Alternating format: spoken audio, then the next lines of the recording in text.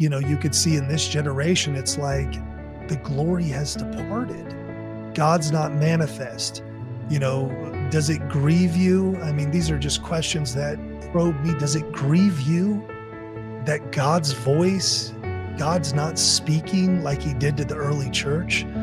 It's the church that was is not the church that is. Does that grieve you?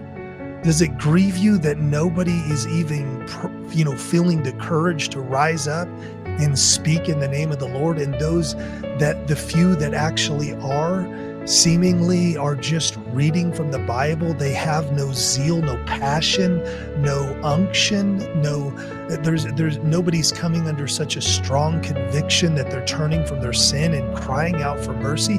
Does it grieve you that you don't see that within so-called church buildings, and very few, even those that maybe hit the streets and preach and herald a message and cry out against the sin in this generation?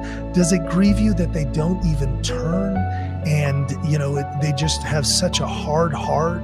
And I'm not saying that the early church didn't experience this. Stephen got stoned because of it in Acts chapter 7. So there was this in the early church, but there also was this other side where people were turning and crying out and saying, what must I do to be saved? I mean, that was what was happening when 3,000 were added in Acts chapter 2 at the day of Pentecost. Does it grieve you that we don't see that anymore? Does it grieve you that in John's day, they were crying out, what must we do? And John's practically giving them things to do. And John's not having to make an altar call. He's speaking so much by the Spirit of God as an oracle of God that he's piercing through the heart. He's plowing up that fallow ground. He's literally, until God rains righteousness down on a generation. Does it grieve you that we don't see that today?